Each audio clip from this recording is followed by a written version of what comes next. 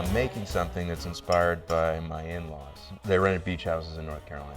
All of us have kids, and we were on the beach, and the kids were playing all day long. And then the evening, each family took turns making dinner. And the very first night, my in-laws made gumbo. And so this is based on their recipe. When I was having it there in North Carolina, popped in my head was like, this would go great with our Napa Valley Chardonnay. They're tickled pink when I asked them for the recipe.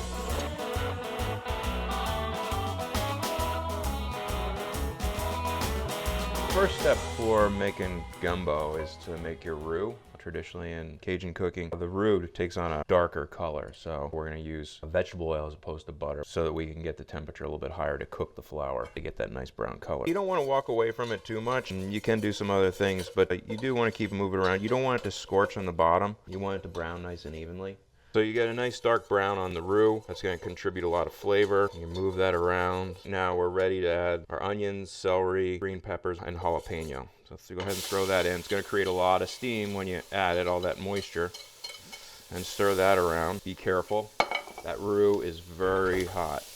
You're going to saute this until your vegetables soften up a little bit. This is going to take about 10-15 minutes. You're going to add chopped garlic, a little crushed tomato, a little bit of cayenne, or this is actually Espelette pepper, but cayenne. A little bit of chili powder.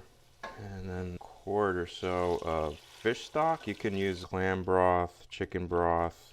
You can use water, I guess, in a pinch, but the more flavor it has to begin with, the better the end product. Our gumbo can have any number of different things in it. Andouille sausage is fully cooked. We're adding it to the gumbo later in the process. It doesn't need to cook so much as it does need to lend its flavor to the finished dish and contribute to the flavor of the broth.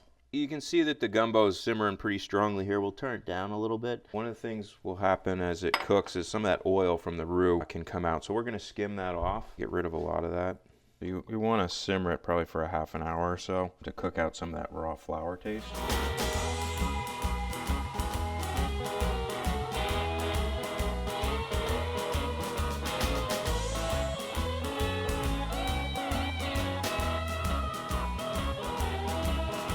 Shells off, slit them along the back side, the curved side of the shrimp, and then with the tip of your knife scrape out the vein, the dark vein, which is gritty and sandy. Okra is going to take about 10-15 minutes to cook. I am going to add in my andouille because I want that to contribute flavor to the broth as well. Let that simmer.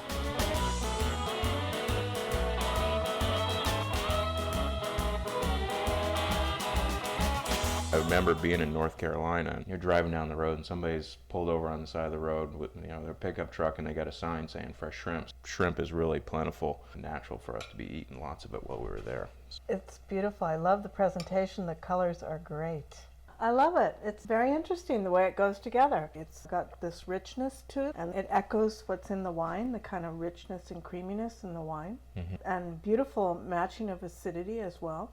To me, the gumbo is all about all these different components that sort of lend their flavors and make it greater than some of its parts, which I think the same thing with our Chardonnay. There's a richness to this wine and there's a richness to this gumbo, and you match intensity and layers of flavor. It's about all these things cooking together. I think all their flavors sort of marry together so that you're getting that same experience when you have it with the wine.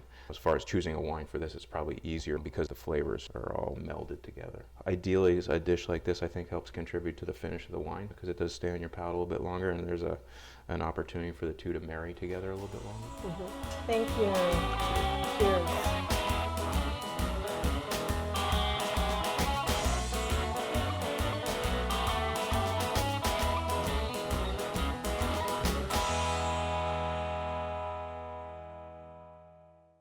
Typically, you like to use white bones from white flaky fish. Oily fish have a more pronounced assertive flavor that may not be as desirable, so we tend to use halibut bones a lot of times. Rinse them really well, get the gills out, any blood that might be attached to it, rinse them really well, get all that off, put them in a pot, and cover them with cold water, and I usually throw in a good glug of white wine. Some sliced onions, celery. Usually I don't put carrots in this. Maybe a sprig of thyme, a couple sprigs of parsley, and a couple bay leaves. And then bring that to a slow simmer. Skim off any scum that rises, and simmer it for, it only takes about 30 minutes or so. And then strain that, chill it down, and really for fish stock, you should use it in the next couple days. So 2-3 days, probably a amount of time that you keep it in the refrigerator. Any longer than that, and you should freeze it. You also notice that it has nice gelatin to it. So the bones in fish have a lot of gelatin, and if you make it yourself, it tends to have more of that quality, which is also what helps to give it that rich, unctuous mouthfeel.